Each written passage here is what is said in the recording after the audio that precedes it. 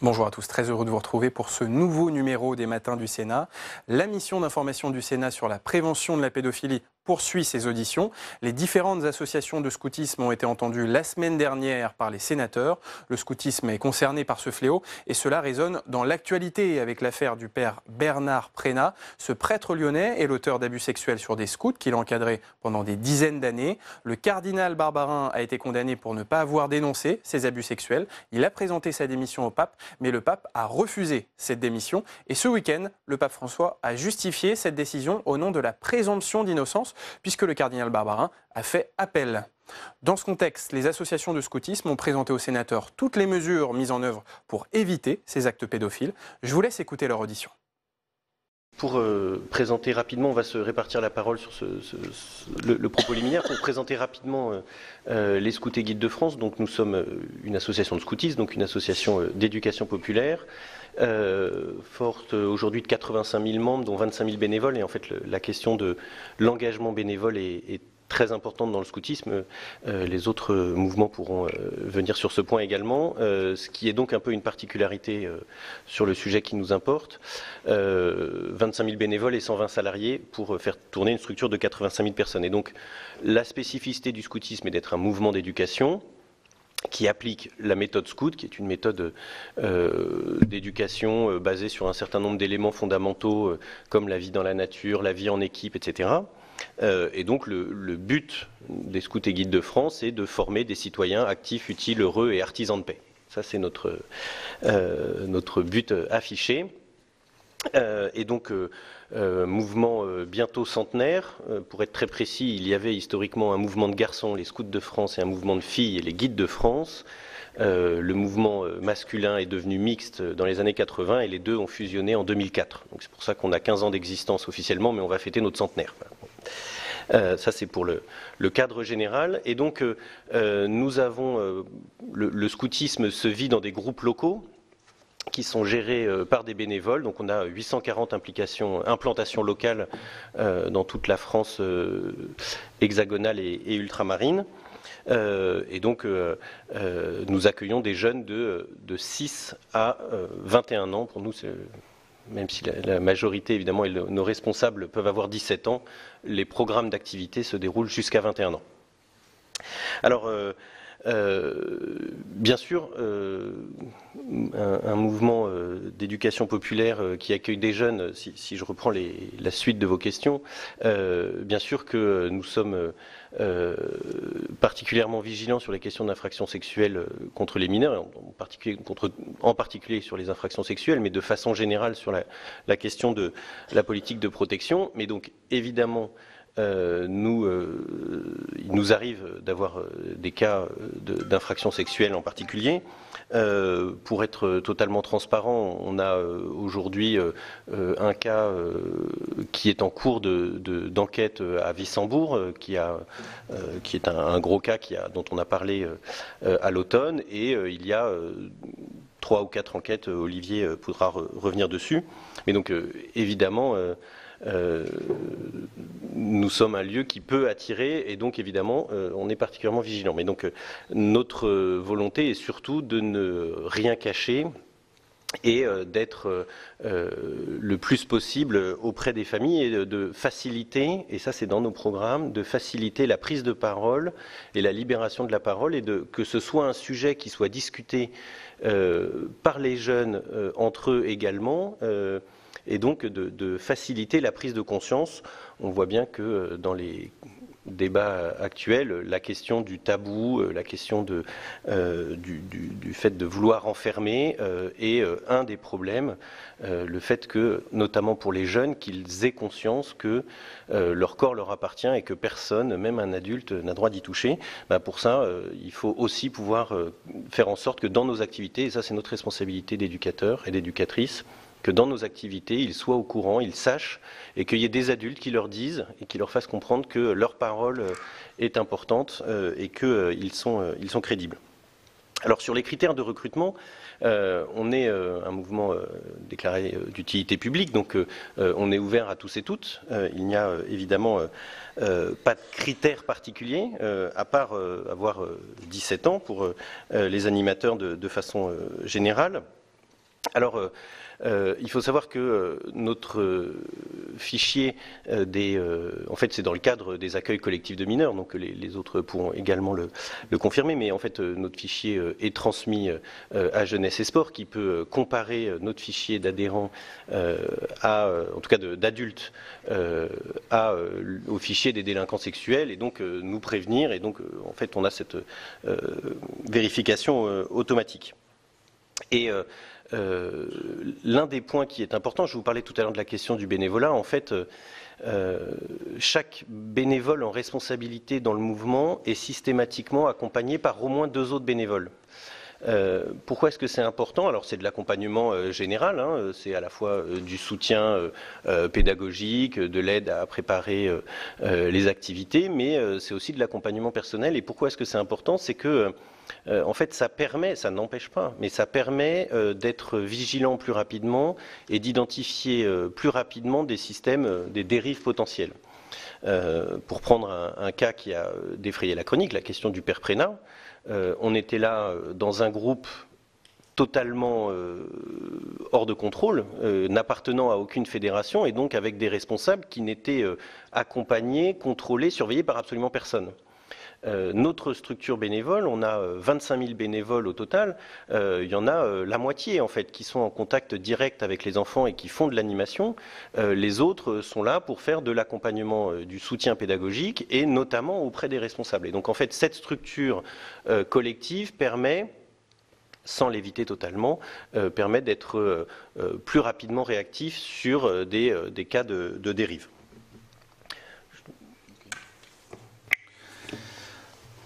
Alors, à la question de savoir si on est toujours informé par l'autorité judiciaire lorsqu'une personne est en contact avec des mineurs, la réponse, ça dépend. François le disait tout à l'heure, les adultes qui sont en situation d'encadrement régulier avec les mineurs font l'objet d'une déclaration dans le cadre des accueils collectifs de mineurs. Mais il peut, dans l'association, on a 25 000 adultes et donc un certain nombre qui ne sont pas rattachés directement à un accueil collectif de mineurs et qui, du coup, ne font pas l'objet de ce type de déclaration.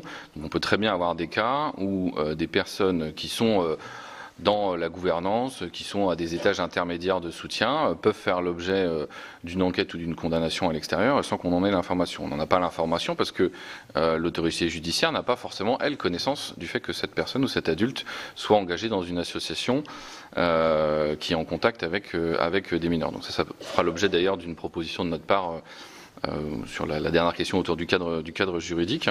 Donc ça nous est arrivé d'apprendre par la presse ou par les réseaux des uns et des autres que telle ou telle personne était soit faisait l'objet d'une enquête, soit été condamnée.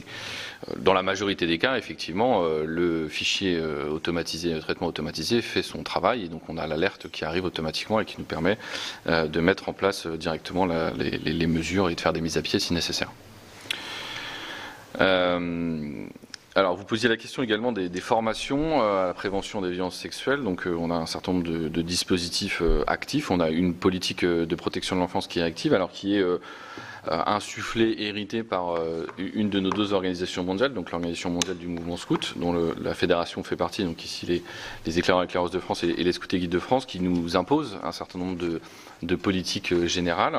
On a décliné, nous, cette politique qu'on appelle à l'abri de la maltraitance et qui contient des supports de formation, des outils à destination des adultes de notre mouvement sur comment réagir en cas de suspicion, puisqu'on va pouvoir sans doute en parler un petit peu après, mais il y a la question à la fois de détecter, prévenir et d'agir en cas de violence sexuelle dans le cadre de nos activités.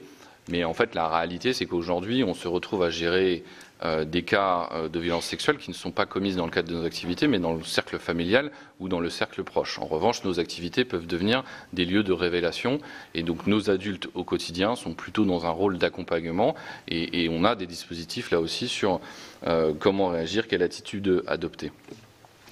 On a également, et ça rejoint peut-être une question que vous posez après, sur les lignes de conduite, on a des équipes dédiées avec des professionnels de la santé qui sont en capacité de réagir, d'accompagner soit les mineurs qui pourraient être concernés, soit les adultes qui les entourent.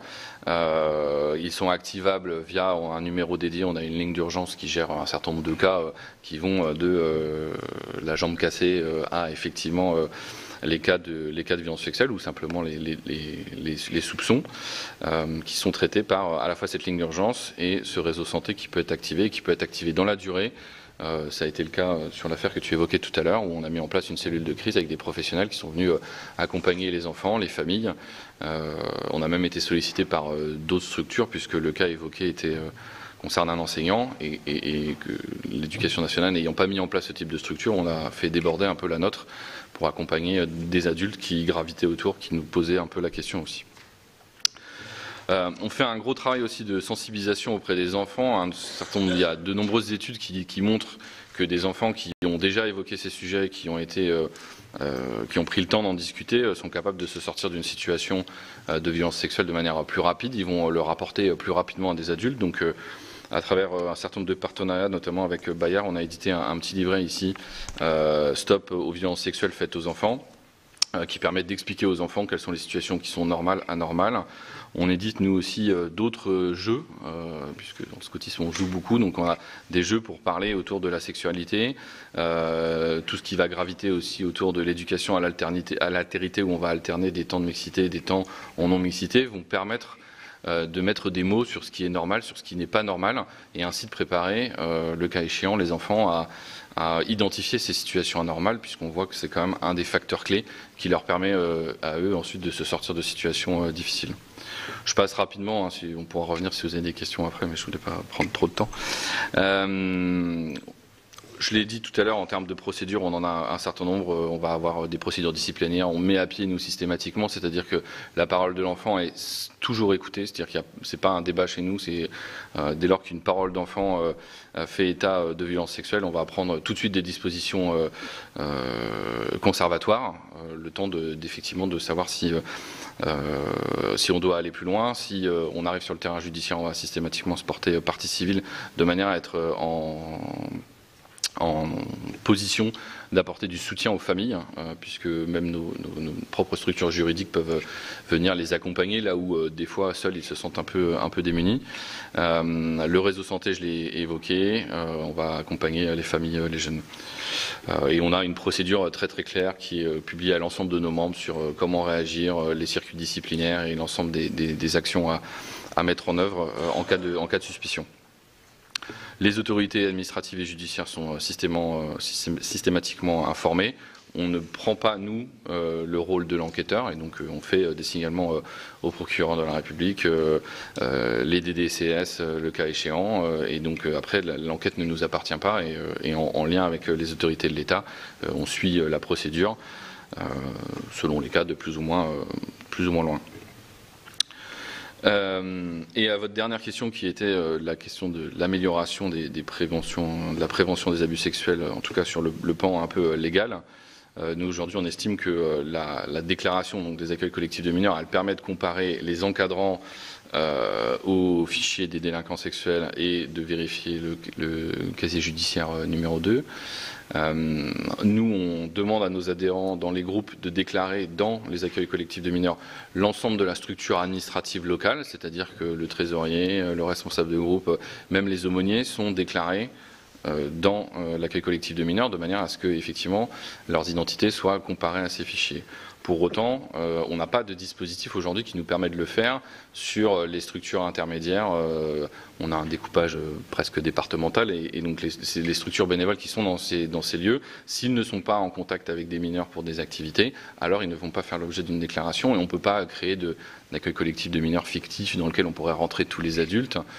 Et c'est vrai que ça simplifierait de pouvoir automatiser un certain nombre de vérifications, ce qui n'est pas évidemment simple. Le deuxième pan sur lequel sans doute des améliorations pourraient être apportées, c'est sur la gestion des cas intermédiaires. C'est-à-dire qu'aujourd'hui, un adulte qui aurait fait l'objet d'une condamnation pénale, où que ce soit, effectivement, le système va nous protéger contre l'adhésion de cette personne, puisque au moment où elle va rejoindre notre mouvement, elle va être déclarée et donc on le saura instantanément. Là où on rentre dans une zone grise, c'est tous les cas intermédiaires où des gens ne sont pas forcément encore passés à l'acte, mais peuvent avoir des situations, des comportements qui peuvent être préoccupants, dont certains peuvent être réglés par du dialogue et de l'accompagnement, et d'autres qui, en tout cas, soulèvent un certain nombre de questions. Aujourd'hui, chaque association essaye de tenir un peu trace de ces cas, mais le cadre légal ne permet pas de partager cette information et on comprend pourquoi, il y a des limites à ça, mais en tout cas, il y a sans doute une réflexion à avoir. Et malheureusement, on sait qu'on a quelques individus qui s'amusent à passer d'une association à l'autre, une fois qu'on leur a gentiment demandé de s'en aller. Et donc ça, c'est sûr qu'on bénéficierait collectivement d'avoir une gestion des cas intermédiaires qui n'ont pas fait l'objet d'une condamnation, mais pour lesquels pourrait y avoir en tout cas un point d'intention, même si, là encore, je le dis, c'est évidemment pas simple en termes des droits individuels, des droits de la défense, de tout ça, mais on le voit dans les grosses affaires qui ressortent, souvent, on nous dit « Ah oui, mais on savait déjà, il y a 10 ans, il y avait eu ceci, cela. » Voilà, donc qu'est-ce qu'on fait de ça? C'est un vrai sujet. Et troisième et dernière proposition, la question de comment on pourrait accompagner des personnes qui pourraient être tentées avant qu'elles soient passées à l'acte. Est-ce qu'un numéro national ou une cellule nationale pourrait être... Aujourd'hui, on pourrait, nous, envoyer un message à tous les adultes de notre mouvement en disant si vous, intérieurement, vous sentez que vous avez des pulsions, des choses, mais écoutez, vous pouvez vous tourner vers ces cellules-là qui pourront vous aider, vous orienter. Aujourd'hui, ça manque un peu de dispositifs. On est plutôt dans la gestion de l'après. Donc on fait de la prévention, on fait de la formation, on forme les enfants, en tout cas on les informe, on est capable de gérer les cas de crise, mais peut-être qu'on peut encore élargir un peu le périmètre. On va faire rapide. Sian. Les deux. C'est formidable. Bonjour. Alors pour les éclaireuses et éclaireurs de France, l'association a été créée en 1911, donc on fait partie du vénérable l'association de scoutisme laïque, membre de la Fédération française du scoutisme et donc des deux organisations mondiales que mes voisins ont évoquées. L'association est agréée par Jeunesse Éducation Populaire, complémentaire de l'éducation nationale et d'utilité publique. Ça va être un peu le redite de mes voisins. Donc on fonctionne sur le même modèle, c'est-à-dire la déclinaison de la méthode scout aujourd'hui. C'est une association coéduquée, donc pour garçons et filles. Aujourd'hui, l'association représente la moitié de nos effectifs sont dans nos activités scouts traditionnelles et il y a à peu près la moitié de nos effectifs qui sont des jeunes qui viennent sur des infrastructures gérées par les éclaireuses et éclaireurs de France. Ça fait un total à peu près de 30 000, 29 000 à 30 000 selon les années. Avec environ 4000 adultes et 110 salariés.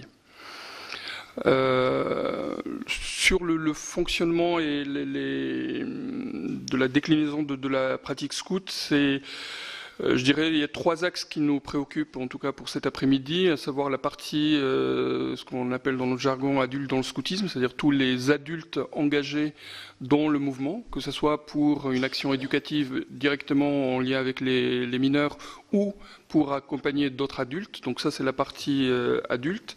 Il y a ce qu'on appelle le programme des jeunes, c'est toute la déclinaison pédagogique de nos propositions éducatives.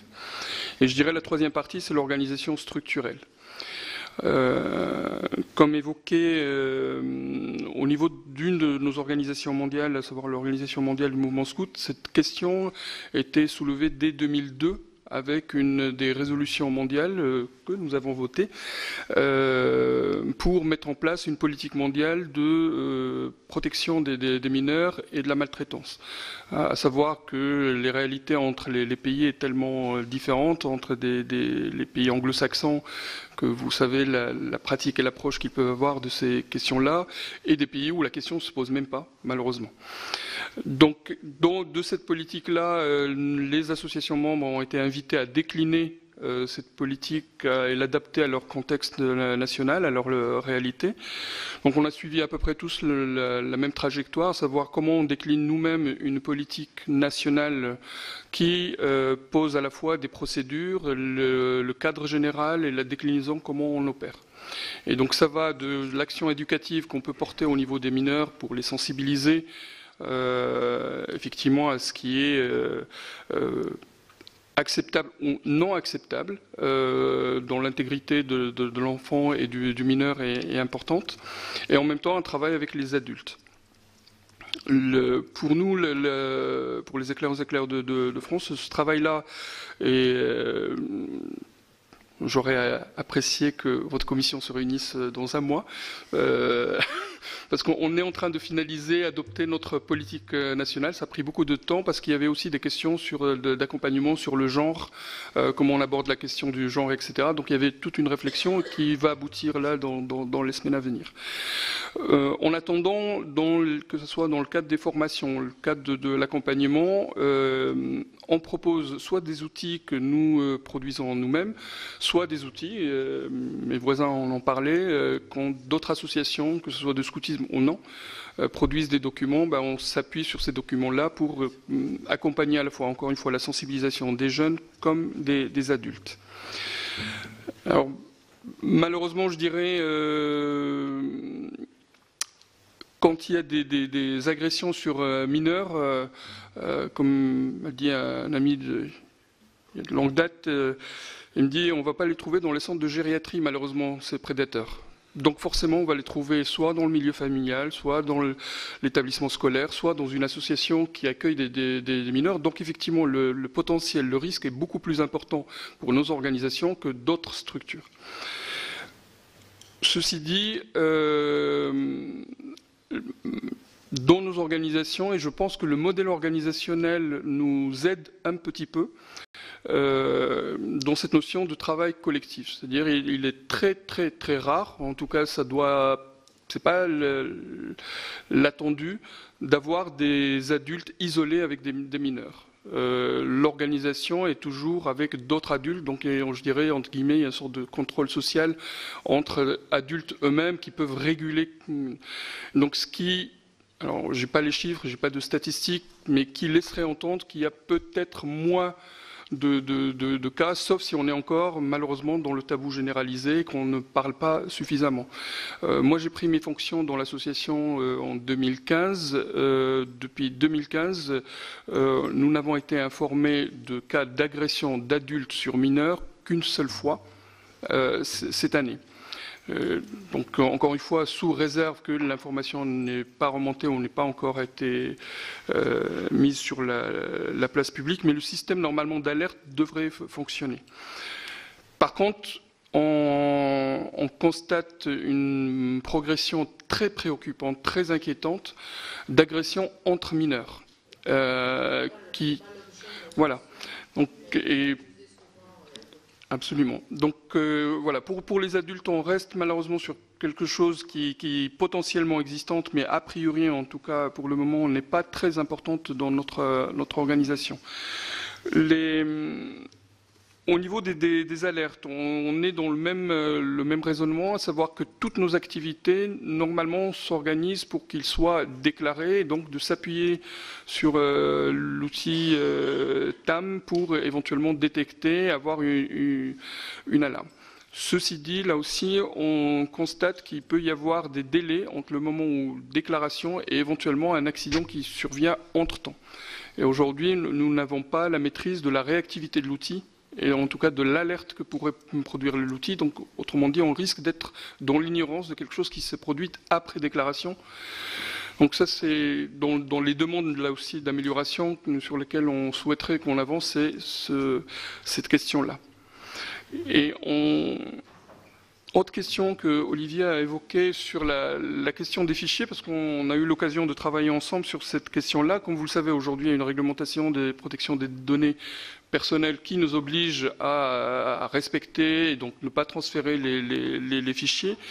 Et du coup, on voit un risque potentiel, c'est-à-dire c'est effectivement le fichier de l'association, si on n'est pas sur quelque chose qui est de l'ordre du légal, c'est-à-dire s'il n'y a pas condamnation, mais simplement de la suspicion d'une pratique qui est un peu déviante ou un petit peu préoccupante, je dirais. Aujourd'hui, nous ne pouvons pas informer. Effectivement, on sait qu'il y a des gens qui peuvent se balader d'association en association, et donc si on prend une décision en interne, aujourd'hui, on ne peut pratiquement pas informer les collègues et les amis pour se dire attention, il y a un risque potentiel là-dessus. Je ne sais pas comment ça peut être traité, mais pour nous, ça pourrait être un outil qui pourrait nous aider à mieux, en tout cas, avoir une fluidité de l'information et d'alerte en termes de préoccupation.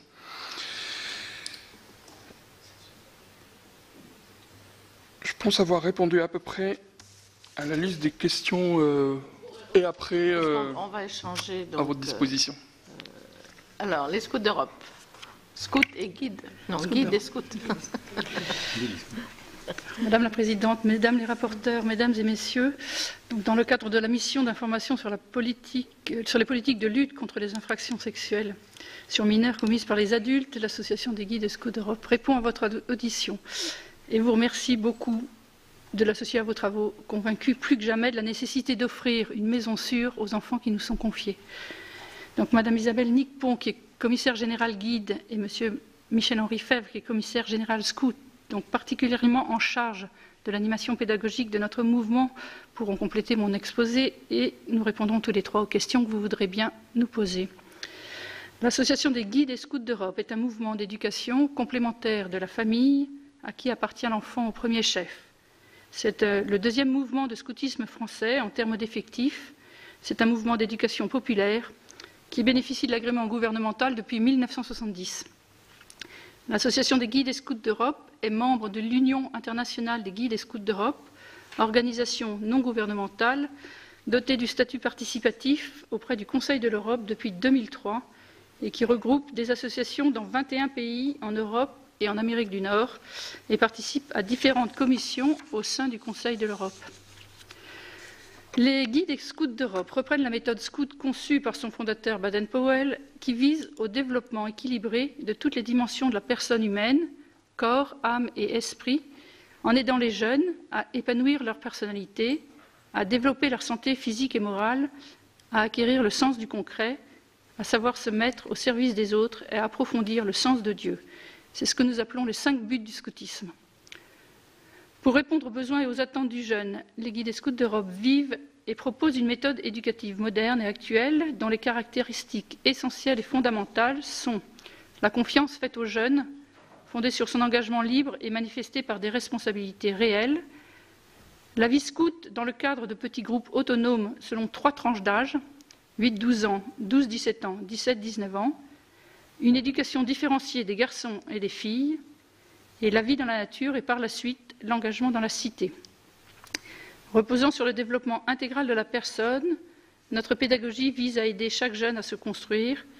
Cela passe notamment par l'acquisition progressive d'habitudes de vie individuelles et collectives qui seront le socle d'une éducation leur permettant de devenir des adultes responsables. À ce jour, la GSE compte un peu plus de 33 000 membres répartis géographiquement sur tout le territoire français et en 1300 unités confiées à 5000 chefs représentant les 2/3 des cadres du mouvement. Pendant l'année, les activités de scoutisme représentent environ 70 000 journées, auxquelles il faut ajouter les 10 000 journées que représentent les 1200 camps qui sont organisés chaque été. L'ensemble de ces activités est déclaré en accueil collectif de mineurs et à ce titre est soumis à la téléprocédure accueil de mineurs, le fameux TAM. Nous attachons une grande importance à ce que tous les intervenants présents sur un camp et en contact avec des mineurs soient déclarés, même si ce temps de présence se limite à une journée. En outre, nous faisons afficher sur les lieux de camp le numéro pour l'enfance en danger, 119, ainsi que le numéro d'urgence propre à notre association. Nous organisons 90 camps de formation par an, ce qui permet de former 1700 chefs chaque année. 450 conseillers religieux choisis avec leur évêque, en accord avec leur évêque ou leur supérieur accompagnent notre œuvre d'éducation. À l'exception de 2 salariés du Centre national, la direction d'une unité est confiée à de jeunes adultes, bénévoles et majeurs. Ces jeunes adultes sont choisis par d'autres responsables plus âgés qui les rencontrent personnellement avant et tout au long de leur service. L'entretien initial porte à la fois sur l'adhésion à la pédagogie des scouts d'Europe, l'engagement à se former et la cohérence de vie avec les principes du scoutisme européen. La protection de l'enfance a toujours été une de nos priorités éducatives. L'actualité médiatique n'a fait qu'accentuer notre vigilance. En effet, pour ne parler que de la pédophilie, c'est un dossier que nous n'évoquons qu'avec appréhension et humilité, aucune institution ne pouvant garantir en être totalement préservée. Et par ailleurs, elle est une des formes les plus abouties de la négation des valeurs qui animent notre mouvement. La formation de nos chefs et cheftaines est un des points clés de notre pédagogie. Nos encadrants passent par un cursus de formation adapté, week-end de formation initiale, semaine de formation de premier et deuxième degré, formation continue délivrée entre autres par nos revues pédagogiques. Parmi les sessions théoriques qui sont dispensées, l'une d'elles, complétée par des échanges informels avec les formateurs, porte particulièrement sur la question de protection de l'enfance. Cette formation en camp-école est complétée dans l'année par des formations locales au profit de l'ensemble de la hiérarchie. Elle porte sur des points particuliers, notamment l'éducation à la vie affective et sexuelle, en lien avec la pédagogie scout que nous développons. En termes de procédure, lorsque nous sommes en présence d'une suspicion de maltraitance, nous faisons en sorte de faire cesser au plus tôt la cause susceptible d'en être à l'origine par la mise à l'écart de la personne impliquée, pouvant aller jusqu'à la suspension, voire la radiation du mouvement. De nous coordonner avec les familles pour les accompagner, de faire un signalement auprès des autorités compétentes, éventuellement de nous constituer partie civile pour accompagner l'action des victimes, tout ceci en préservant le principe de présomption d'innocence. L'actualité récente nous a conduit à nous réinterroger sur ces questions et sur ce que nous mettons en place pour répondre au mieux à de nouvelles problématiques. Ainsi, dans un but de prévention et d'accompagnement, le mouvement s'est-il doté d'une commission spécifiquement consacrée à la question de la pédophilie, la commission Saint-Nicolas. Cette commission a pour vocation, d'une part, améliorer nos procédures et nos méthodes pour assurer une meilleure prévention des abus sexuels et donc d'être plus efficace dans la protection des mineurs. D'autre part, accompagner les personnes concernées. En lien avec la hiérarchie territoriale, qui est la plus proche des jeunes et des familles, elle pourra être saisie grâce à une adresse mail dédiée à tout moment par toute personne ayant été victime d'abus dans le cadre du mouvement ou ayant été informée de telles pratiques. Elle est à la fois un lieu d'écoute et un lieu de conseil sur les conduites à tenir, tant du point de vue légal que psychologique. Cette commission travaille sur une charte qui sera présentée à tout parent inscrivant son enfant dans notre mouvement. Elle sera aussi approuvée par tout encadrant et reprise dans le dossier administratif du camp. Enfin, j'aimerais conclure sur une question et une réflexion pragmatique, sachant que la question a déjà été évoquée au moins 2 fois. La première, il arrive que certains prédateurs quittent un mouvement et tentent d'en rejoindre un autre. Nous en avons identifié qui, par le passé, ont pratiqué ce nomadisme. Comment partager l'information pour que ces individus ne puissent pas commettre leur forfait dans un autre accueil collectif de mineurs? Enfin, je voudrais vous faire part d'une de nos préoccupations, le déferlement pornographique actuel par tous les canaux auxquels sont exposés tous nos jeunes. Les moyens techniques actuels leur permettent d'accéder à ce type de contenu, où qu'il soit, et même pendant les activités scouts. Cela présente un réel danger pour la construction de la personne. Il nous semble que le législateur, les associations, les médias sont autant d'acteurs représentés dans cette salle qui ont un rôle à jouer dans ce domaine et doivent coordonner leurs efforts. Même si le risque zéro n'existe pas, nous sommes donc déterminés à faire en sorte que la GSE demeure une maison sûre. C'est conforme à notre ADN. Cela représente un chantier spécifique qui est ouvert et ne se fermera pas. Nous vous remercions de votre attention. Peut-être avant de passer à l'UCPA et la Fédération des familles rurales, un peu pour rythmer l'audition, si les rapporteurs ont des questions sur le scoutisme, les 3. Oui. Je veux bien commencer directement par vous, parce que je n'ai pas entendu, contrairement à vos collègues, que vous passiez vos bénévoles qui allaient encadrer des camps au fameux fichier. Donc vous vous adressez à la jeunesse et au sport, pareil, enfin à la DDCSPP pour... Oui, non. Non, effectivement, j'ai bien expliqué que l'ensemble des activités est déclaré en accueil collectif de mineurs et à ce titre est soumis à la téléprocédure d'accueil de mineurs. Et donc effectivement, tout, dès l'instant où ils y passent, et là où on insiste effectivement sur ceux qui interviennent, éventuellement, ne serait-ce qu'une journée, et on insiste vraiment énormément, puisque c'est vraiment le filtre qui nous rendra le plus grand service.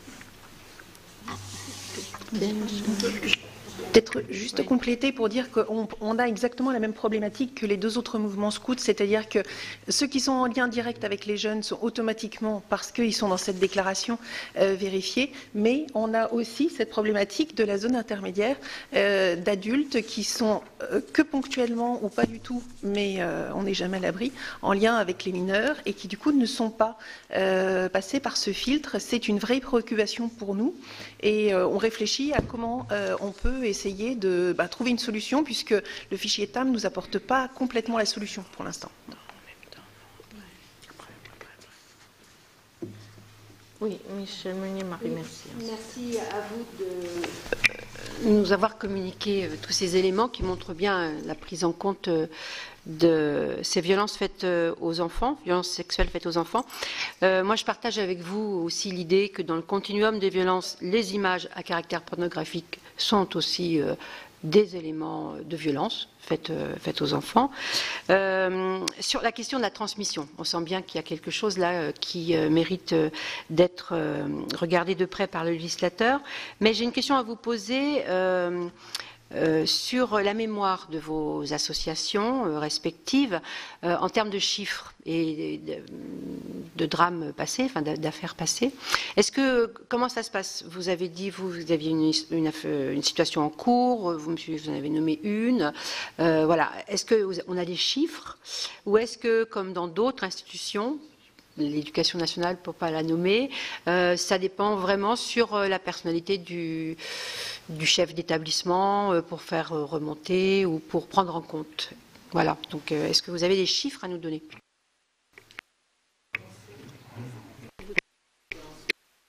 Si ça y marche. Excusez-moi. Très technique. En termes de chiffres, donc nous avons eu déjà en termes de déclaration. Nous avons fait au procureur de la République, nous en avons fait 3 ces 4 dernières années. Donc ça, on le sait parce que tous les 3, nous sommes en fonction déjà depuis quelques temps.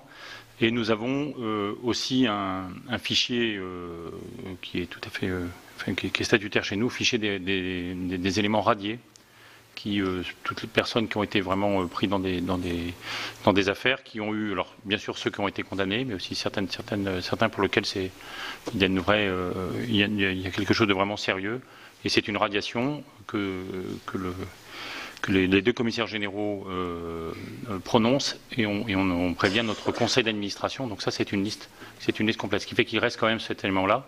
Mais il est vrai que pour le reste, et je rejoins ce que disait Olivier Mathieu, pour le reste, donc cette fameuse zone où François, pour la zone intermédiaire, ça repose sur la mémoire puisque nous ne pouvons pas faire de fichiers ou s'échanger des éléments de fichiers liés aux éléments des données personnelles.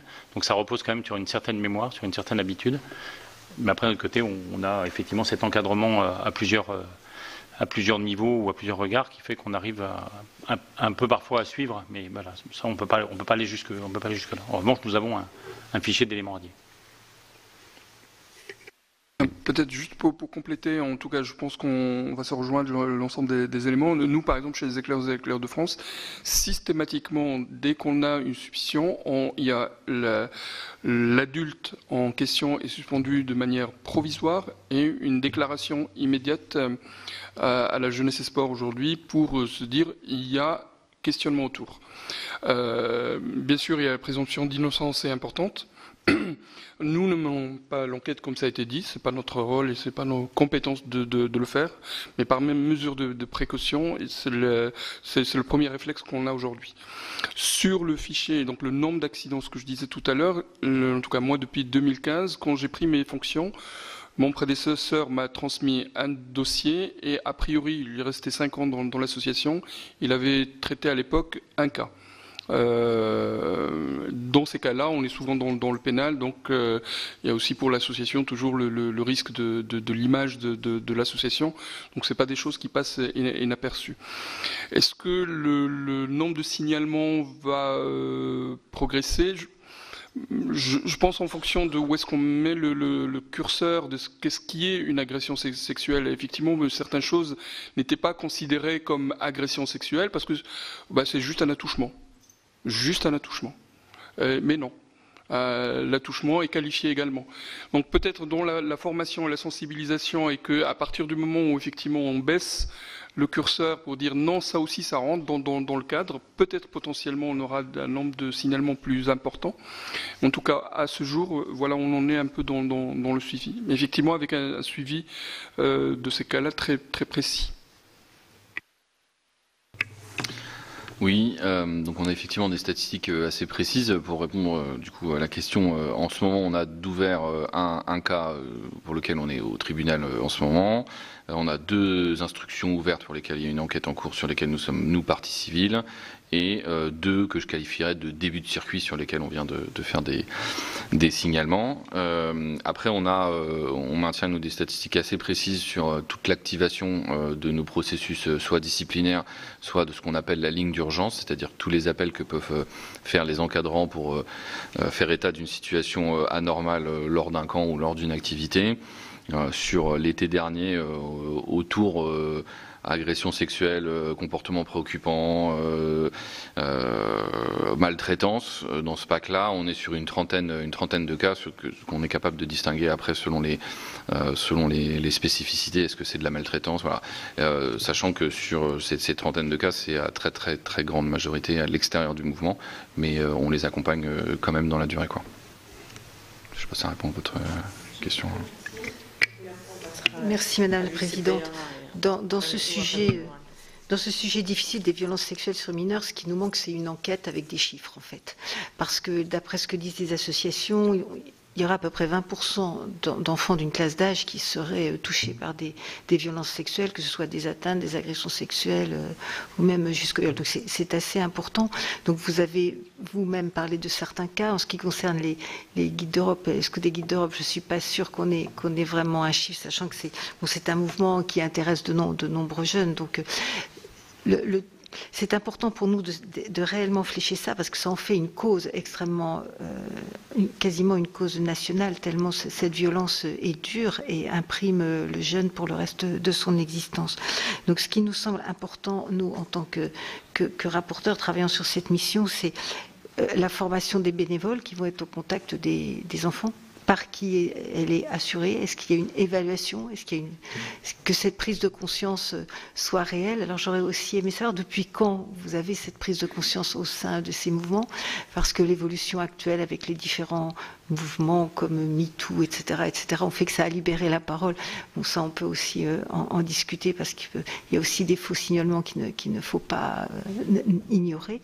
Donc vous remerciez de votre réponse concernant la formation des bénévoles. Effectivement, il y a des choses qui ne sont pas, comme vous l'avez dit, acceptables, tout simplement pas acceptables. Il faut que les parents soient aussi extrêmement, quand ils confient leurs enfants, dans un état d'esprit de tranquillité absolue. Et votre état d'esprit à vous aussi est considérable dans ces affaires. Donc je vous remercie de vos propos mesurés et calmes, sachant que c'est un sujet difficile qu'on aimerait aborder en faisant des propositions législatives, mais ça ne changera pas grand-chose au mode éducatif, comme vous l'avez dit, Madame, en ce qui concerne l'accès tellement facile aux sites pornographiques.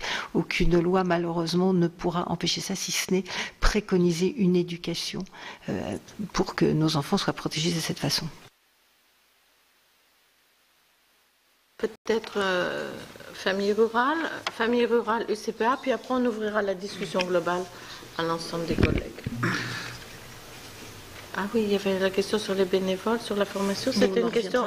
Oui, après. Donc bonjour.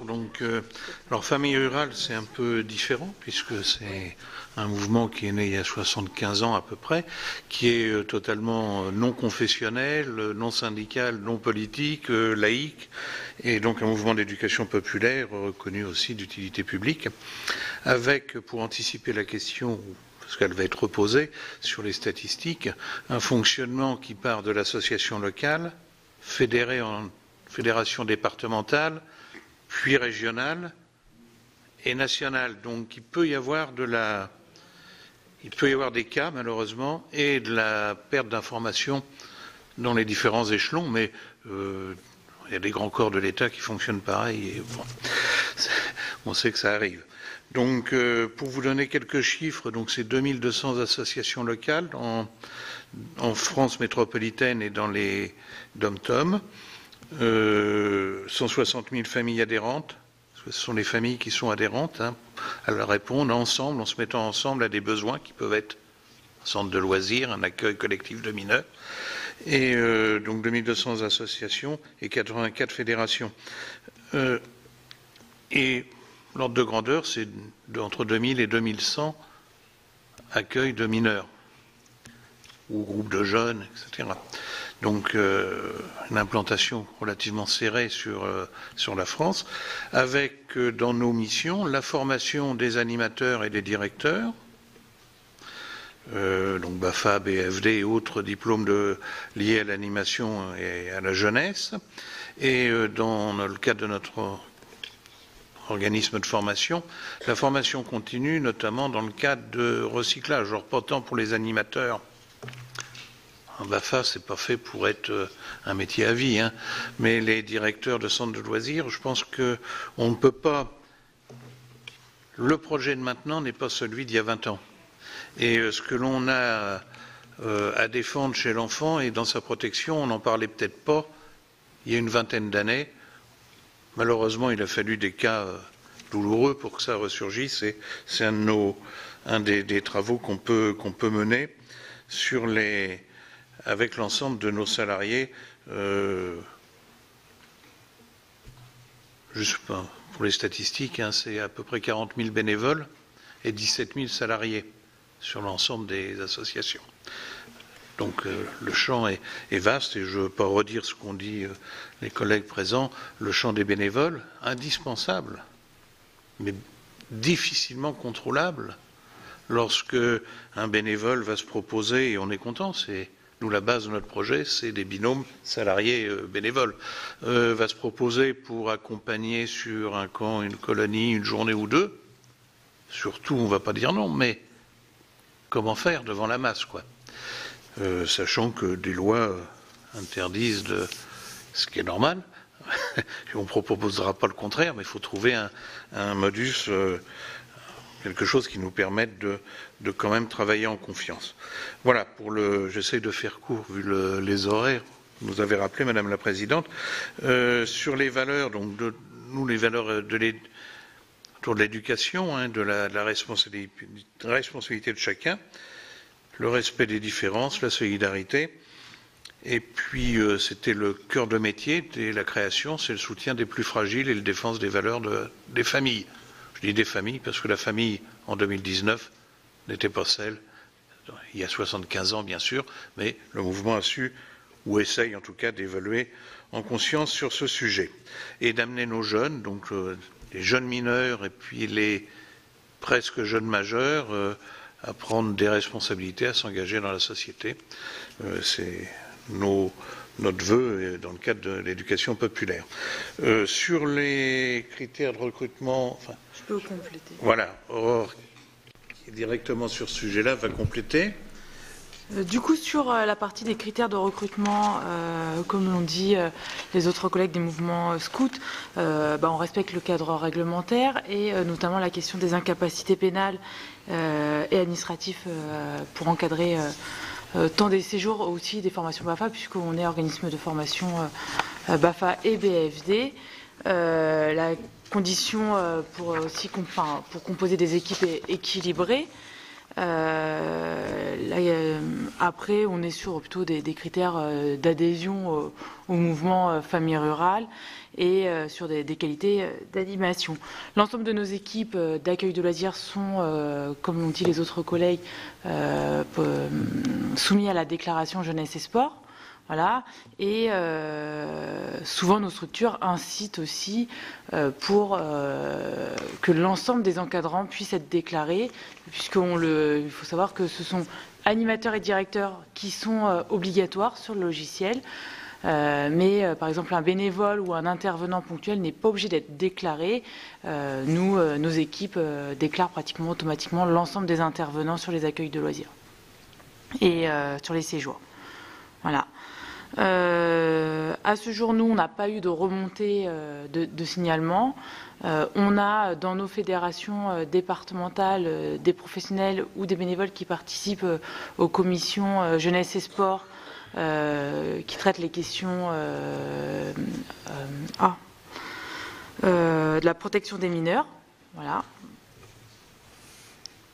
Et puis sur la question de sensibilisation des enfants, on incite nos structures à ouvrir des espaces de parole avec les enfants et les jeunes pour aussi libérer la parole de manière plus générale sans forcément insister sur ce point-là, mais s'ils se sentent en confiance, ils iront plus facilement vers un adulte de confiance pour se livrer.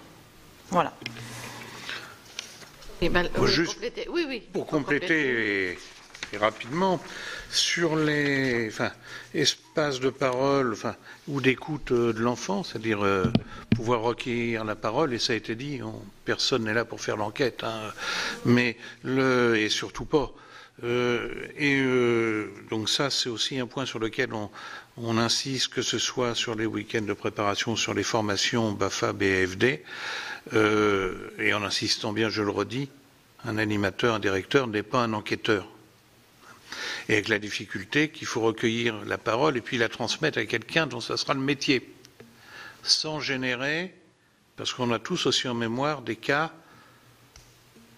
de dénonciation ou de montage qui ont fait que la victime n'était pas celle qu'on croyait, et ça a parfois aussi créé des drames. Donc là, surtout, laissons ça aux professionnels. Et une des propositions qu'on pourrait faire, et même Madame la sénatrice l'a dit tout à l'heure, c'est aussi une difficulté, mais néanmoins c'est un outil, c'est d'avoir une fiche de signalement à peu près normée, comme ça existe au sein de l'éducation nationale pour les violences. Alors au départ c'était des violences élèves-professeurs, c'est devenu des violences très élargies, la lutte contre le racisme, mais aussi bien sûr les violences sexuelles, ou à caractère sexuel, mais avec un circuit de signalement qui soit très clair dans chaque département.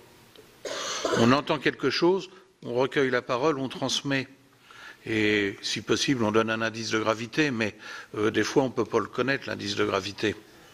Donc, dans le doute, il vaut mieux transmettre. Mais ce qui nous semble moins clair, c'est le processus, on voit bien comment on peut l'écrire, mais c'est le circuit du signalement qui est des fois un peu complexe et différent d'un département à l'autre, suivant sa structure et... Donc ça, à mon avis, ça pourrait être un axe de travail et quelque chose qui soit à peu près normé de telle façon que ça ne s'égare pas dans tous les sens. Je veux dire, un garçon qui tire les cheveux d'une fille ou le contraire, malheureusement, ça arrive depuis que le monde est monde. Mais on peut penser que nos directeurs de centres de loisirs sont capables de faire la différence. Ensuite, peut-être... Je ne veux pas faire référence trop à l'actualité récente, mais le fait de taire, j'aime pas le nom de non-dénonciation, parce que ça peut rappeler des temps qu'on apprend dans les livres d'histoire, mais le fait de taire une information qui était communiquée, à mon avis, et c'est un délit, la loi Schiappa, je crois aussi, qui renforce ça, mais je crois qu'il faudrait qu'au niveau de la garde des Sceaux, il y ait peut-être un rappel que c'est un peu comme le recel par rapport au vol. C'est la même gravité. Et le fait de taire et de dire, de minimiser, etc., sous des tas de prétextes, des fois réputation ou autre, ça doit être aussi réprimé et il faut que ce soit dit, quoi. En tout cas, que ce soit sévèrement dit et réprimé. Alors il y a les textes, mais peut-être qu'il faut le rappeler. Et puis dans les bénévoles, on a parlé, la difficulté, on ne va pas le redire.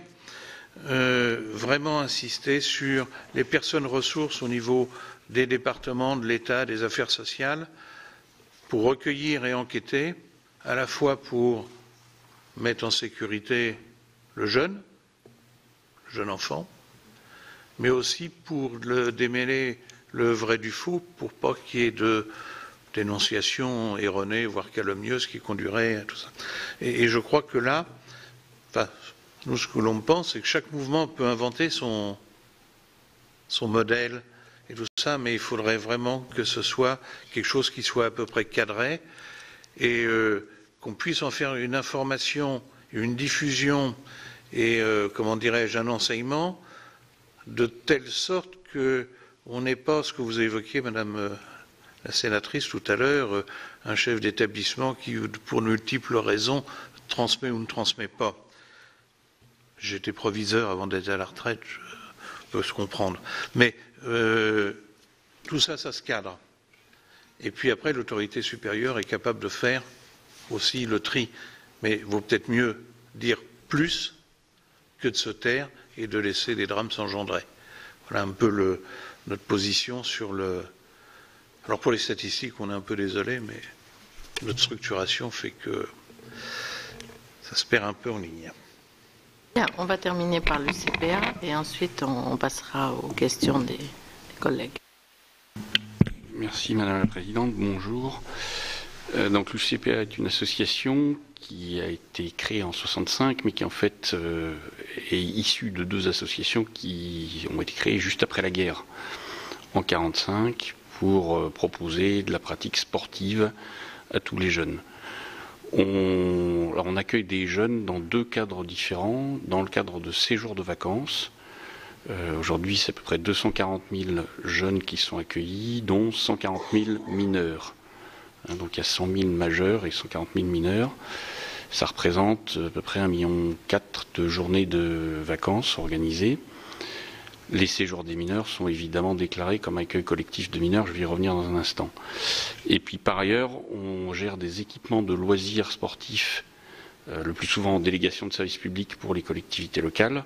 Et dans ce cadre-là, on accueille aujourd'hui à peu près 3,4 millions de personnes par an, dont un nombre significatif de mineurs, mais je suis parfaitement incapable de vous dire combien, parce que quand on gère une piscine ou un centre équestre, on ne demande pas aux gens à l'entrée s'ils sont mineurs ou majeurs, et il n'y a pas de statistiques aujourd'hui sur ce registre-là. Mais c'est pour nous aussi un champ sur lequel on est amené à mettre en œuvre notre politique de protection des mineurs, bien entendu, qui rejoint pour le coup de manière très proche les activités des fédérations sportives classiques des clubs de sport. Voilà. Donc nos activités, elles sont encadrées par des gens qui sont systématiquement salariés, à l'exception des activités de nautisme embarqué. Pour le coup, on a des bénévoles, mais c'est donc un très petit nombre, 300 bénévoles, et sinon c'est 12 500 personnes qui sont salariées à l'UCPA chaque année, dont un peu plus de 7 000, presque 7 500 animateurs BAFA en contrat d'engagement éducatif. Voilà, pour donner quelques repères, et puisque vous nous avez demandé des chiffres sur les situations complexes, moi ça fait 7 ans que je suis directeur général de l'UCPA, j'ai eu un cas d'affaires signalées au procureur de la République, et 4 situations où on a été amené à se séparer de collaborateurs sans qu'il y ait des éléments qui permettent de saisir la justice, mais parce qu'il y avait ils ont un comportement qui n'était pas conforme à l'esprit et aux valeurs de ce que propose notre association et du projet qu'on propose aux enfants et aux mineurs. Alors peut-être quelques mots pour dire comment on fonctionne. Pour le coup, même si je m'excuse, ça va reprendre un tout petit peu des éléments qui ont déjà été dits, mais déjà sur la déclaration des séjours, comme nos collègues, on est amené effectivement à ce que tous nos séjours soient déclarés dans le système de jeunesse et sport et qui fasse l'objet d'une déclaration sur les fichiers casier 2. On est amené à déclarer tous nos personnels qui sont présents dans les centres. Donc non seulement ceux qui sont dans les équipes d'animation, pour le coup c'est peut-être un petit point qui nous distingue de ce qui a pu être dit précédemment, mais aussi ceux qui sont entre guillemets en back-office, le personnel de cuisine, le personnel de ménage, le personnel administratif, tous les personnels qui sont sur les centres sont passés au crible du fichier. Et donc, voilà, on écarte évidemment systématiquement toutes les personnes que le fichier nous signale. Sur les mesures de formation, on a intégré, nous, depuis maintenant quelques années, dans la formation des directeurs de séjour, un module de formation spécifique. C'est des formations qui sont sur 2 jours et demi, et il y a une séquence d'1 heure et demie sur la question spécifique de la prévention des maltraitances et des violences sexuelles sur les mineurs, qui est donc abordée avec tous les directeurs de séjour. Sur la procédure avec laquelle on traite les cas qui pourraient être signalés ou les informations qui remontent, pour le coup, on a une démarche, nous, systématiquement, premièrement, d'isoler les adultes qui sont concernés, de les mettre en situation de ne plus être en contact avec les jeunes. Deuxièmement, d'essayer d'identifier s'il y a des éléments tangibles, matériels, qui permettent de conforter les informations, ou si c'est uniquement de l'ordre de la rumeur. Et en fonction de ça, s'il y a des éléments qui peuvent être transmis à la justice, auquel cas il y a un signalement. Je vous dis, il y a très peu de cas. Même s'il y en a très peu, c'est malheureusement trop. Voilà, donc on est amené à travailler. S'il y a très peu de cas, c'est probablement parce que, pour le coup, on a un système d'encadrement. Alors la spécificité par rapport à un certain nombre d'organisations, c'est que les jeunes finalement viennent de manière ponctuelle à l'UCPA. Il y a très très peu de jeunes qui sont amenés à être en relation avec notre organisation de manière récurrente ou durable, même si certains peuvent revenir en séjour une fois par an, tous les ans, mais on va avoir peu de situations de présence d'adultes avec des mineurs de manière à ce qu'ils se retrouvent. Je pense que c'est un facteur limitant de risque. C'est clair que des prédateurs ont tendance à chercher des situations où ils vont pouvoir créer, entre guillemets, une situation dans laquelle ils seront un peu plus en sécurité, où ils maîtriseront un peu mieux leur emprise psychologique sur les individus. C'est difficile pour nous, dans un séjour de 8 jours, pour un adulte, de se mettre dans une telle situation. Et puis surtout, alors on a un système d'encadrement matriciel, qui est à la fois d'avoir des animateurs BAFA en contact avec les enfants, qui sont eux-mêmes animateurs BAFA encadrés par des directeurs de séjour, qui sont eux-mêmes accompagnés par ce qu'on appelle des directeurs de centre, des salariés qui sont en contrat permanent.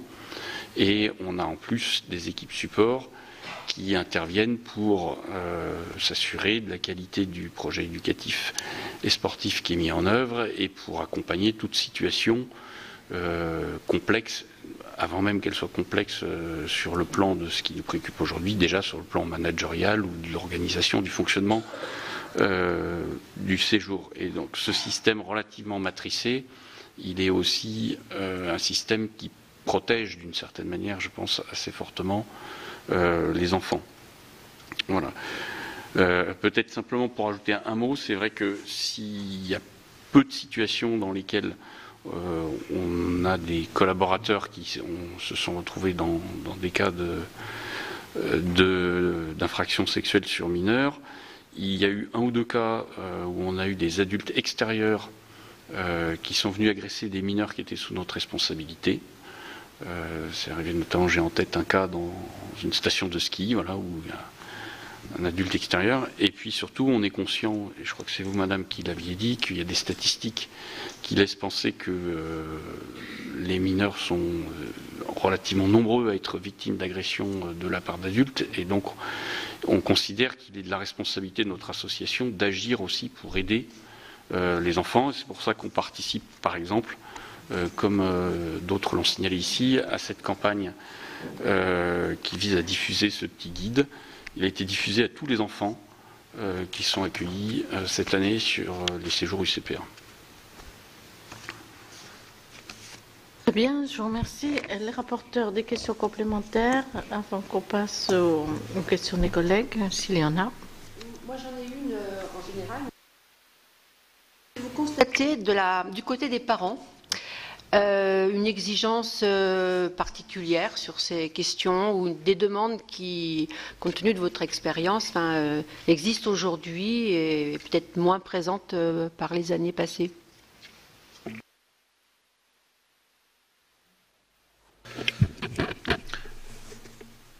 J'allais dire, l'inquiétude, elle varie aussi en fonction des actualités télévisées. Et ce qui est dommage, parce que l'inquiétude devrait être permanente. C'est une véritable question. Je vais parler plutôt de ce que je connais le mieux, la Normandie. Hein. Dans les groupes de parents ou les associations qui sous-tendent tout ça, la question a été posée. On a apporté les mêmes réponses sur la formation et puis les déclarations, etc. Mais on n'a pas noté il n'y a pas comment dirais-je, un vent de panique, etc. Par contre, effectivement, peut-être, et je crois que c'est une bonne chose, l'exigence des familles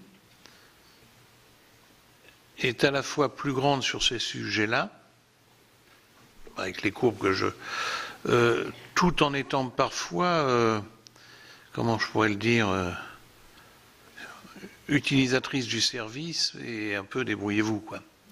Donc notre travail, c'est aussi de rendre les familles actrices et vraiment pas que consommatrices, mais partie prenante des projets, des projets des centres, enfin, toujours le vieux vocabulaire, moi, mais des accueils de mineurs, et qu'elles puissent collaborer dans la construction et l'évolution du projet en posant les questions qui les préoccupent, dont celle-ci, et n'étant pas simplement, on vous laisse les enfants le matin et puis faites-en ce que vous voulez, quoi. C'est pas, mais malheureusement, on le constate, quoi, même en milieu rural. Touche du bois, on n'a pas eu de remontée de cas sur la Normandie, en tout cas, et au niveau national, pas pour l'instant. La sensibilisation, faite dans les formations ou dans les regroupements des salariés, les rendent aussi plus à l'écoute et plus à l'écoute des familles. Et je crois que quelqu'un tout à l'heure a dit, mais je porte ce qui avait, on peut parler de ce qui se passe dans nos lieux d'accueil, mais des fois l'enfant peut aussi se confier sur ce qui se passe à l'extérieur. Et c'est pour ça, quand je parlais du signalement tout à l'heure, il faut aussi envisager ce cas-là, parce qu'on n'a pas le droit de le taire. Et voilà, et il faut que ça fasse partie de la formation des animateurs et autres. Voilà ce que je peux, moi, répondre pour... Dominique Vérien. C'était justement la question que j'allais poser. Est-ce que vous avez été amenés, les uns et les autres, dans vos structures, à faire des signalements, justement par rapport à des enfants qui se confieraient sur des choses qui se passeraient en famille, puisqu'on sait que 80% des violences sexuelles se déroulent plutôt dans le cadre intrafamilial, mais est-ce que vous êtes amenés à faire des signalements sur le sujet ?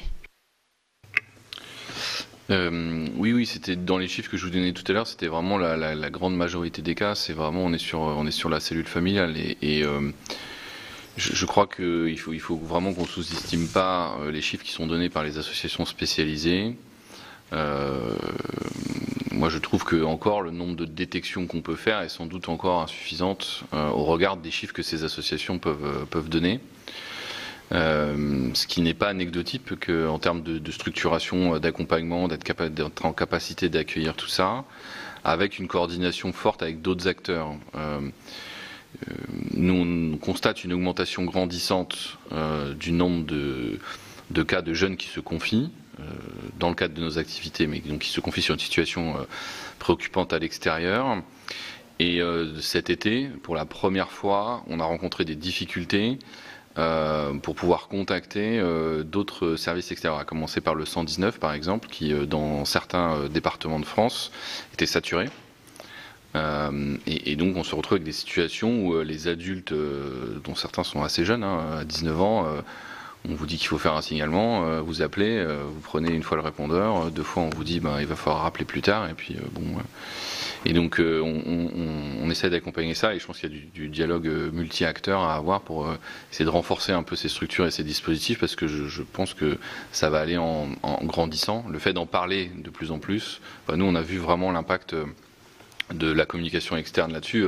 Aujourd'hui, les cas les plus graves font l'objet de communiquer aussi sur nos sites de manière totalement publique. Donc c'est visible par les parents, c'est visible par les personnes qui voudraient rejoindre l'association, c'est visible par nos membres. Et donc le traitement qui est fait de tout ça est très transparent. Et je crois que ça participe également à libérer la parole et à se dire oui, je vais parler parce que je vais être considéré.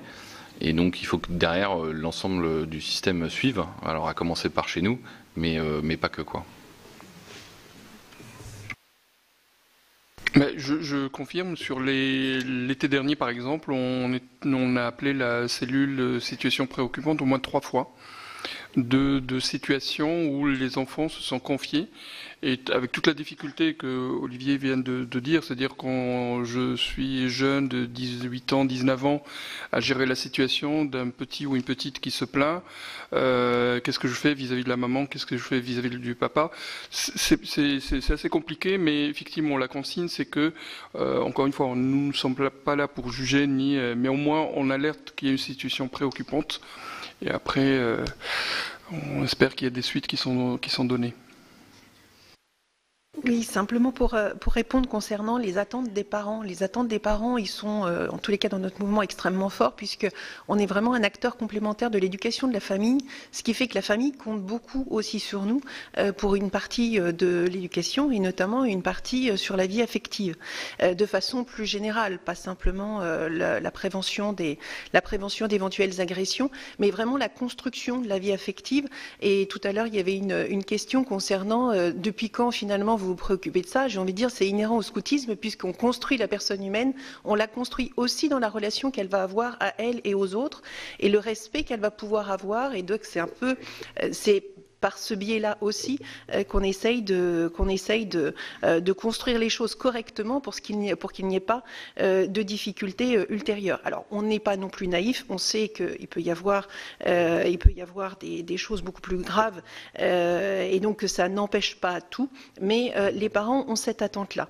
Après, ils ont une double attente et parfois des attentes contradictoires, c'est-à-dire qu'on a eu récemment le cas de parents qui en fait nous contactent parce qu'ils sont non pas dans une démarche de signalement, c'est-à-dire qu'ils ne comptent pas sur nous pour le signalement, mais ils vont compter sur nous pour prendre des mesures pour la protection et pour la sécurité de leur enfant. Et à ce titre-là, ils nous informent d'une situation qui en fait constitue pour nous une obligation de signalement.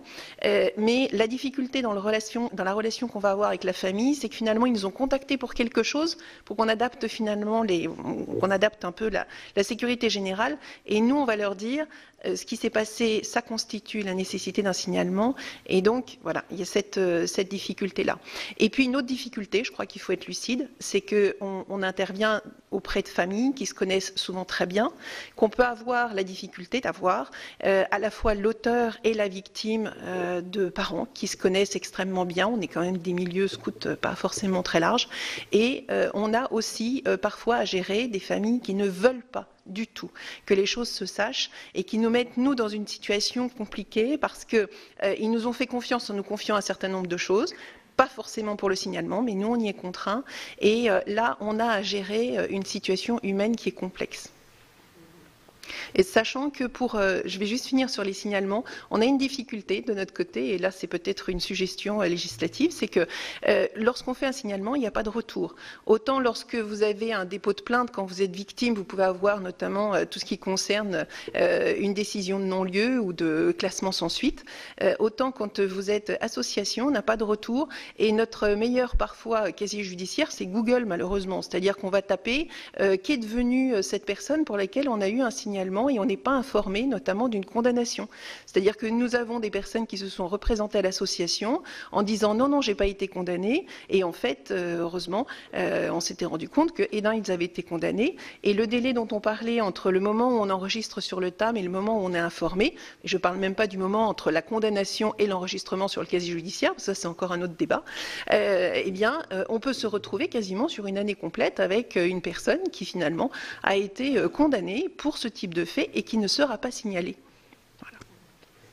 Oui, excusez-moi, quand vous dites signalement, c'est pas la cellule de recueil des informations préoccupantes. Non, nous c'est vraiment un envoi au procureur, on envoie systématiquement au procureur, et sur l'historique, donc là on vient d'avoir un dossier dans lequel on s'était constitué partie civile, alors pas pour une question d'image, mais vraiment d'accompagnement des victimes, pour que les victimes, et dans ce cas présent c'était des faits qui s'étaient déroulés avec des scouts et un conseiller religieux, mais hors toute activité scout, mais il nous a semblé important qu'on se constitue partie civile pour avoir accès au dossier, pour pouvoir accompagner correctement ces familles. Madame Micouleau. Oui, merci Madame la Présidente. Aujourd'hui, les éducateurs, les personnels, les bénévoles ne doivent pas avoir de contact physique en dehors de porter secours. Je voudrais savoir si les jeunes, les personnels et les bénévoles sont bien sensibilisés à ce sujet, parce qu'il suffit d'une main mal placée, ne serait-ce que dans le sport, pour qu'immédiatement il y ait un problème autour. On va peut-être prendre plusieurs questions. Anne Guillon et Michel Sapin. Merci Madame la Présidente, merci Mesdames et Messieurs pour votre exposé. Alors d'abord, peut-être première intervention sur l'UCPA a signalé qu'il faisait un recoupement avec les fichiers sur toutes les personnes présentes sur site.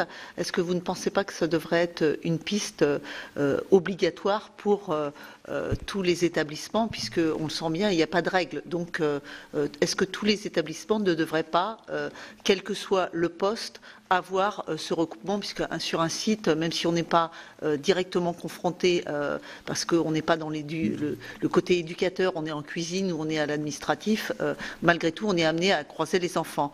La deuxième intervention, c'est plutôt une remarque. Je suis surprise. On a face à nous beaucoup d'associations très reconnues et reconnues d'utilité publique. Or, on le voit, vous êtes laissé totalement libre, entre guillemets, c'est pas le terme exact, seul face à cette problématique pour imaginer des solutions à chacun dans votre coin, alors que c'est un problème national et qu'il devrait véritablement y avoir des solutions qui arrivent et qui sont proposées et qui ont fonctionné dans d'autres institutions. La dernière remarque, moi, vous avez parlé des fiches de signalement pour l'éducation nationale. Je voudrais, ça a été noté, la difficulté du signalement. Est-ce que systématiquement, à partir du moment où il y a une suspicion, est-ce qu'il y a signalement?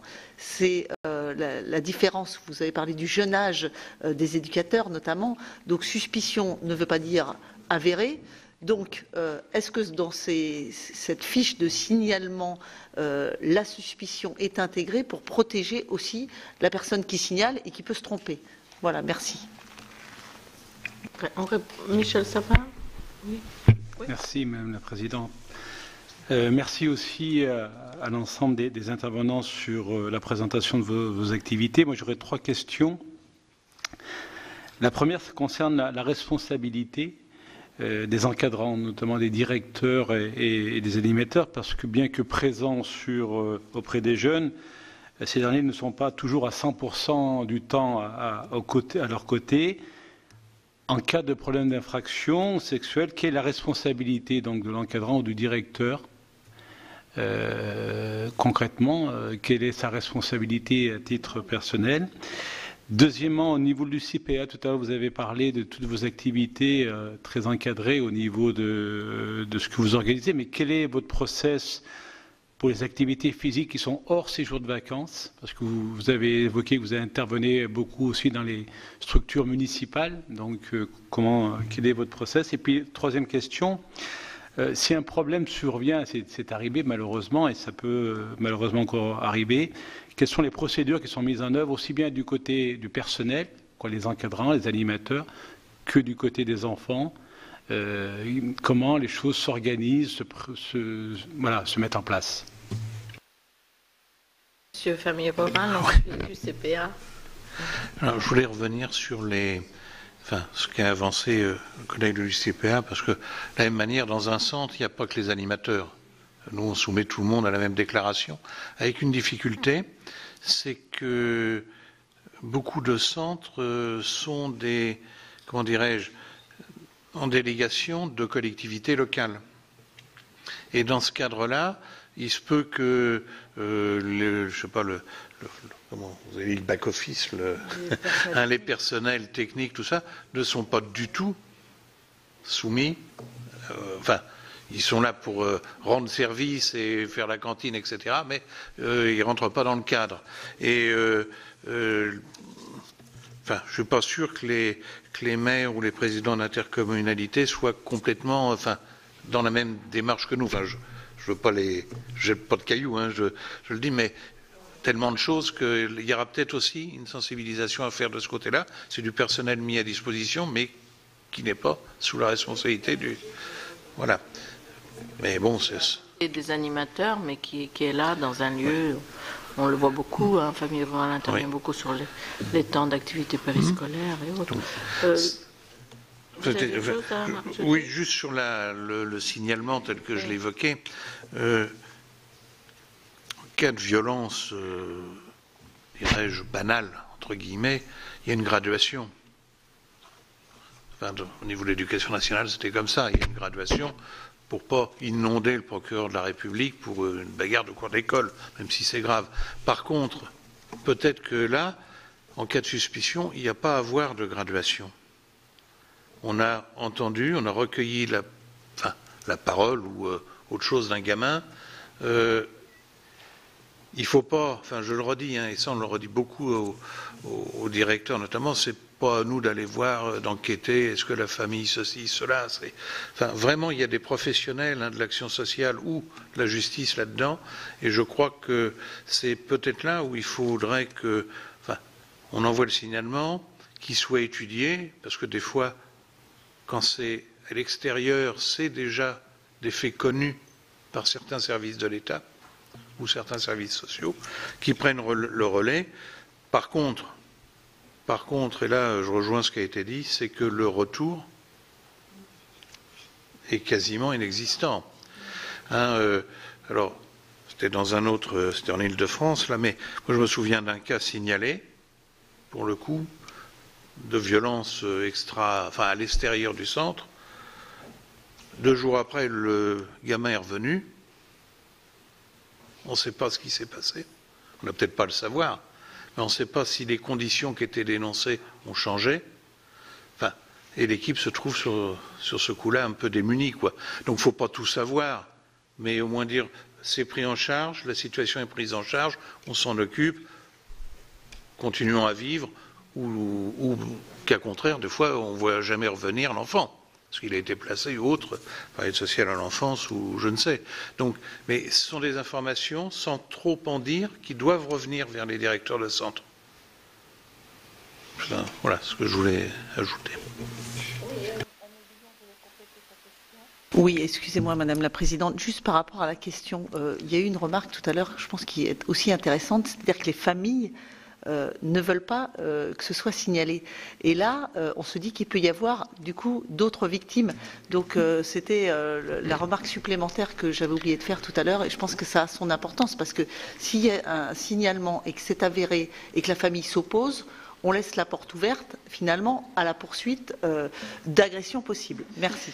Alors, justement, sur ce point-là, c'est un point qui, pour nous, est extrêmement important, qu'il n'y ait pas de discussion. C'est-à-dire qu'on est très clair avec la famille, on a une obligation. Et cette obligation qui est faite par la loi, elle est essentielle pour nous. Et j'ai envie de dire que plus elle sera obligatoire, mieux ce sera. Parce que, justement, on a aussi cette pression humaine qui est de dire « je ne veux pas que ça se sache ». Et il est plus facile pour nous d'expliquer mais nous n'avons pas de solution autrement. Vous nous avez confié quelque chose, on doit faire quelque chose. Et ça, les parents l'entendent. Alors, après, l'autre, parce qu'une fois qu'on a dit ça, on n'a pas résolu le problème, parce qu'il y a toujours la crainte que du coup, on vienne plus se confier à nous.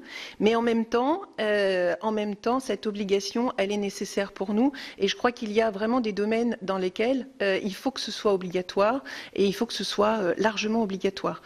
Pareil concernant le TAM, le fait de pouvoir passer éventuellement tout le monde au TAM, c'est une aussi de nos attentes, parce que ça permettra d'être certain, parce que vous disiez qu'il n'y avait pas d'étanchéité dans les activités. Effectivement, il n'y a pas d'étanchéité, et nous, on aurait besoin de pouvoir non pas rester sur le directeur du camp et sur les animateurs, mais de façon générale, pouvoir passer. Alors, on a conscience du fait que ça fait quand même 33 000 personnes à faire passer.